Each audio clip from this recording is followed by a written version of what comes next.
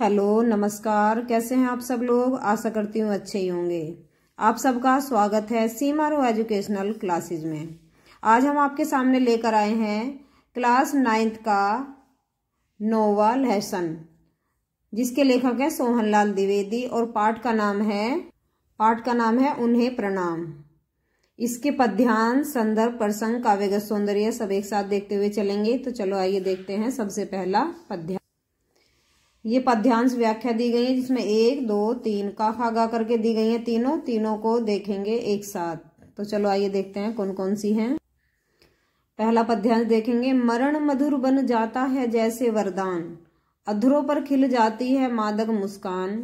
नहीं देख सकते जग में अन्याय वितान, प्राण उच्छ्वसित होते होने को बलिदान। जो घावों पर मरहम का कर देते काम, उनसे हृदयों को मेरे कोटि प्रणाम। इसकी व्याख्या, संदर्भ, प्रसंग एक साथ देखेंगे। अध्याय 9 या पाठ 9 डाल लेंगे। उन्हें प्रणाम। पाठ का नाम है, लेखक है सोहनलाल द्विवेदी, काव्यखंड है ये प्रश्न डाल लेंगे आप। निम्नलिखित पद्यांशों की संदर्भ व्याख्या कीजिए एवं इनका काव्य सौंदर्य भी लिखिए। तो देखेंगे लिखने का तरीका यही रहेगा। मरण मधुर बन जाता है को मेरे कोटि प्रणाम। ये शॉर्ट में लिखने का तरीका है। अब देखेंगे संदर्भ। प्रस्तुत पद्यांश हमारी पाठ्य पुस्तक के काव्य खंड के उन्हें प्रणाम शीर्षक कविता से उद्धृत है। यह सोहनलाल द्विवेदी द्वारा रचित जय भारत जय से ली गई है। जय भारत जय कविता है, उससे ली गई है। प्रसंग देखेंगे। प्रस्तुत पद्यांश में कवि ने श्रेष्ठ गीतकारों, संगीतकार तथा साहित्यकार वंदनीय हैं, जो देश को समृद्ध बनाने में सदैव तत्पर रहते हैं, इनका वर्णन किया है। व्याख्या देखेंगे। कविवर द्विवेदी जी कहते हैं कि जिनकी प्रेरणा पाकर देश का युवा मृत्यु को अभिशाप नहीं वरदान मानकर देश के लिए प्राण न्यौछावर करने में हिचकिचाता नहीं है, वे समस्त सत्पुरुष भी वंदनीय हैं, जो संसार में अन्याय का विस्तार होता नहीं देख सकते तथा अन्याय को मिटाने के लिए वे अपने प्राणों की आहुति देने में भी विलंब नहीं करते। दूसरों के दुख रूपी घाव पर अपने मधुर शब्दों का मरहम लगाकर पीड़ा मुक्त करने वाले सभी सहृदय व्यक्तियों को मेरा करोड़ों बार हार्दिक प्रणाम है। काव्यगत सौंदर्य देखेंगे। भाषा सरल, प्रभावमयी, खड़ी बोली, शैली ओजपूर्ण, गुण ओज, रस वीर, छंद तुकांत और मुक्त, शब्द शक्ति, लक्षणा व व्यंजना, अलंकार, अनुप्रास। नेक्स्ट वाली व्याख्या देखेंगे। उन्हें जिन्हें है नहीं जगत में अपना काम, राजा से बन गए भिखारी तज आराम। दर दर भीख मांगते सहते वर्षा घाम, दो सूखी मधुकरियां दे देती विश्राम। जिनकी आत्मा सदा सत्य का करती शोध, जिनको है अपनी गौरव गरिमा का बोध। जिन्हें दुखी पर दया, क्रूर पर आता क्रोध, अत्याचारों का अभिष्ट जिनको प्रतिशोध, उन्हें प्रणाम सतत प्रणाम। जो निर्धन के धन, निर्बल के बल विराम, उन नेताओं के चरणों में कोटि प्रणाम। इसका काव्यगत सौंदर्य, संदर्भ, प्रसंग, व्याख्या एक साथ देखेंगे। तो चलो आइए देखते हैं लिखित रूप। लिखने का तरीका इसे यही रहेगा। उन्हें जिन्हें है नहीं चरणों में कोटि प्रणाम। संदर्भ पूर्वत रहेगा, जो पहले व्याख्या में हमने लिखा था। प्रसंग देख लेंगे। प्रस्तुत पद्यांश में कवि उन राष्ट्र भक्तों को अपने श्रद्धा सुमन अर्पित करता है, जिन्होंने मातृभूमि की सेवा के लिए अपने सुखों को त्याग दिया तथा अनेक कष्ट सहकर भी अत्याचार का विरोध करते हुए मातृभूमि की सेवा की है। नेक्स्ट व्याख्या देखेंगे। द्विवेदी जी कहते हैं कि जिन परोपकारी व्यक्तियों की अपनी कोई इच्छा नहीं होती, जो अपना स्वार्थ सिद्ध नहीं करते हैं, लेकिन दूसरों के हित के लिए अपना सब कुछ न्यौछावर कर देते हैं, तथा जो दीन दुखियों के कष्टों को दूर करने के लिए अपने राज्य का सुख वैभव त्याग कर भिखारी तक बन जाते हैं, जो घर घर भिक्षा मांगकर रूखी सूखी रोटियां खाकर जीवन यापन करते हैं, और वर्षा तथा धूप की चिंता किए बिना दर दर की ठोकरें खाते फिरते हैं। ऐसे महापुरुष जिनकी आत्मा सदा सत्य की खोज करती रहती है, जिन्हें अपने मान सम्मान का पूरा ज्ञान होता है, जिन्हें दुखियों पर करुणा और दुष्टों पर क्रोध आता है, जो अत्याचारों का डटकर विरोध करते हैं, मैं ऐसे महापुरुषों को बारंबार प्रणाम करता हूँ। कवि कहता है कि जो ये लोग हैं, जो ये मनुष्य हैं, ये निर्बलों को, कमजोरों को बल प्रदान करने वाले हैं और ऐसे महापुरुषों को मैं बार बार कोटि कोटि प्रणाम करता हूँ।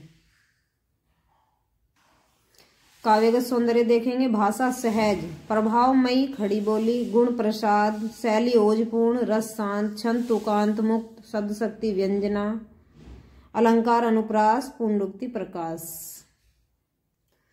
नेक्स्ट व्याख्या देखेंगे। तीसरी, जो फांसी के तख्तों पर जाते हैं झूम, जो हंसते हंसते सूली को लेते चूम, दीवारों में चुन जाते हैं जो मासूम, टेक न तजते पी जाते हैं विष का धूम, उस आगत को जो कि अनागत दिव्य भविष्य, जिसकी पावन ज्वाला में सब पाप भविष्य, सब स्वतंत्र सब सुखी जहां पर सुख विश्राम, नव युग के उस नव प्रभात की किरण ललाम, उस मंगलमय दिन को मेरे कोटि प्रणाम, सर्वोदय हंस रहा जहां सुख शांति प्रकाम। इसकी व्याख्या देखेंगे। लिखने का तरीका ये रहेगा, जो फांसी के तख्ते सुख शांति प्रकाम, संदर्भ पूर्वत रहेगा जो पहले से लिखते हुए आए हैं। प्रसंग प्रस्तुत पद्यांश में द्विवेदी जी कहते हैं, वीरों के प्रति अपनी श्रद्धांजलि अर्पित करता है, जिनके कारण हम आज स्वतंत्रता के मंगलमय युग का आनंद ले रहे हैं। व्याख्या देखेंगे। कवि द्विवेदी जी कहते हैं कि मैं उन साहसी देशभक्तों को प्रणाम करता हूं जो प्रसन्नता पूर्वक फांसी के तख्ते पर चढ़कर हंसते हंसते सूली चढ़ गए, अपने प्राणों की रक्षा के लिए जो मासूम दीवारों में जीते जी चिनवा दिए गए, जिन्होंने विष के धूम का भी प्रसन्नता पूर्वक पान किया, लेकिन अपने स्वतंत्र होने का संकल्प नहीं त्यागा। कवि उन सभी वीर पुरुषों के प्रति अपना सम्मान व्यक्त करता है। कवि कहता है कि जिन महापुरुषों के कारण वर्तमान में यह सुख मिला है, अर्थात यह आजादी मिली है, दिव्य और मंगलकारी भविष्य भी उन्हीं के कारण प्राप्त होगा।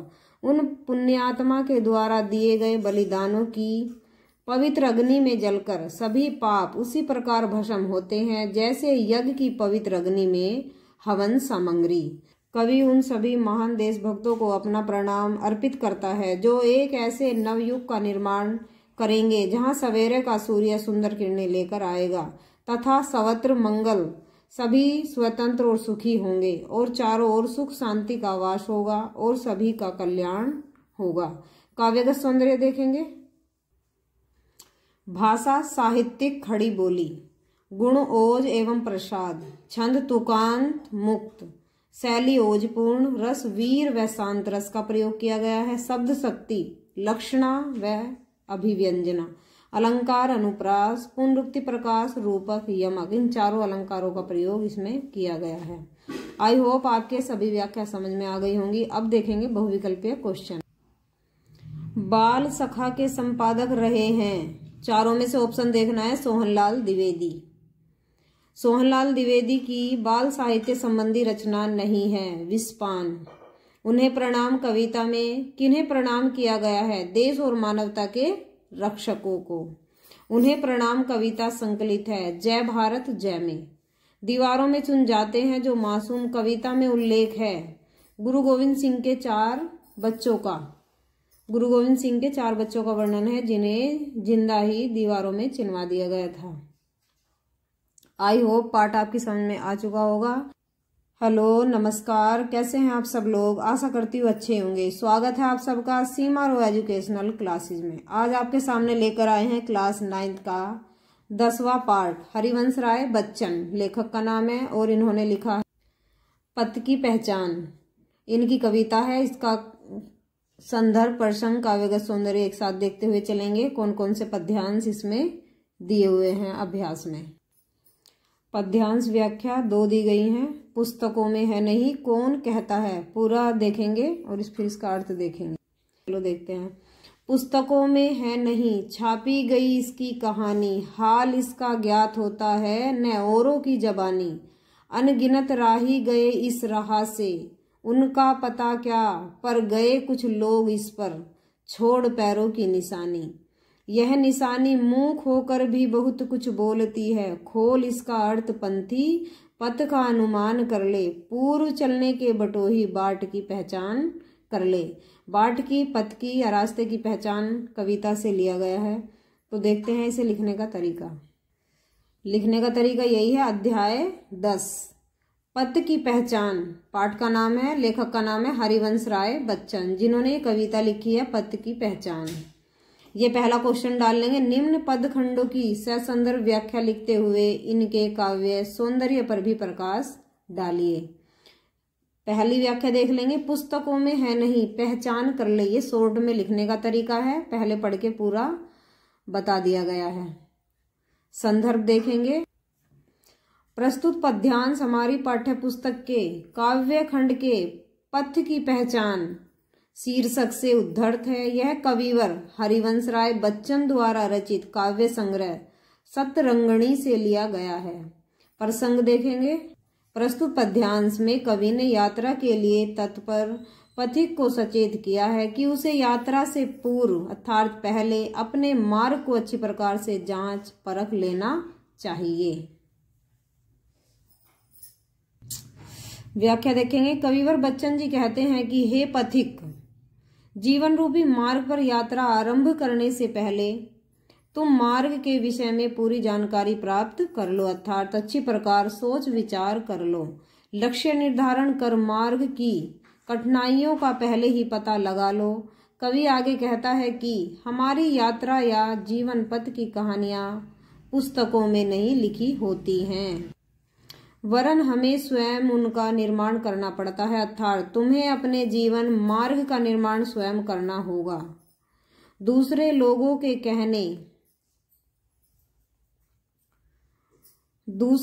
के कहने से तुम अपना लक्ष्य निर्धारित नहीं कर सकते हो।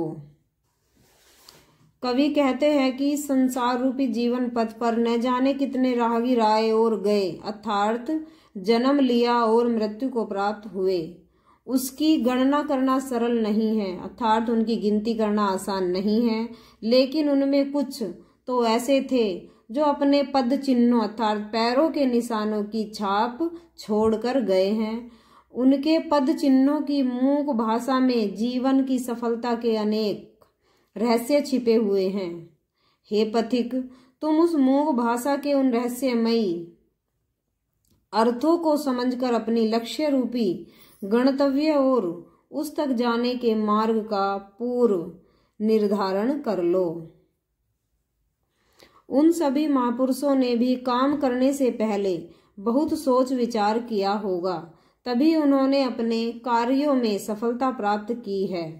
हे पथिक, चलने से पहले अवश्य ही अपने मार्ग को भली प्रकार से पहचान लो, अर्थात जांच परख करो और उसके बाद ही अपने रास्ते पर यात्रा शुरू करो।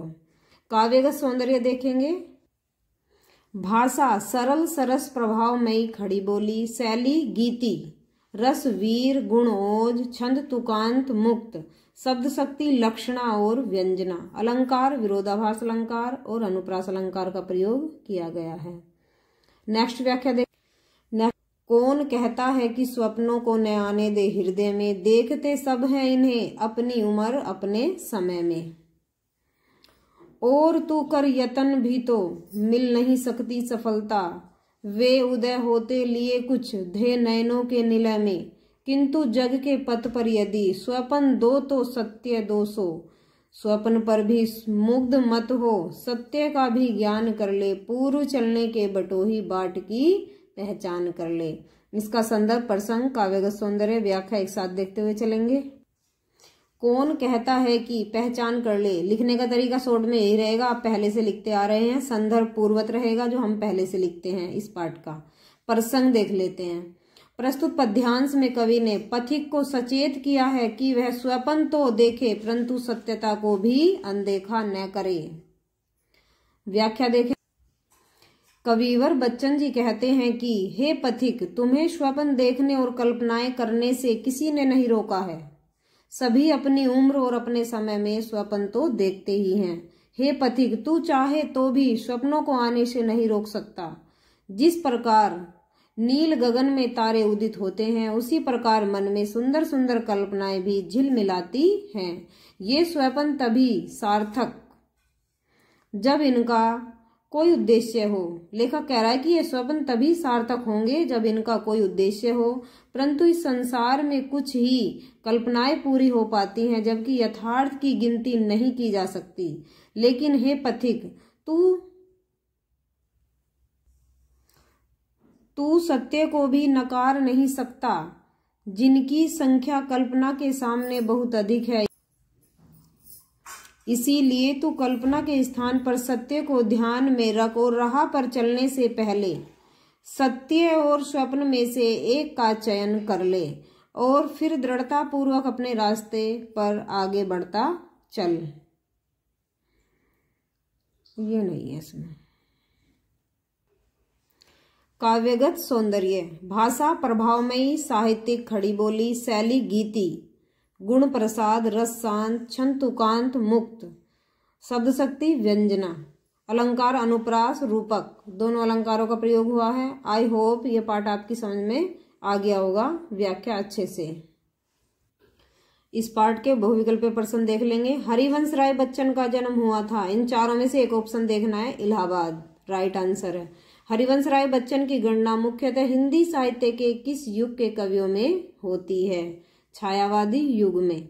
हरिवंश राय बच्चन की प्रथम काव्य कृति है तेरा हार। पथ की पहचान कविता किस काव्य संग्रह से ली गई है? सतरंगिणी से ली गई है।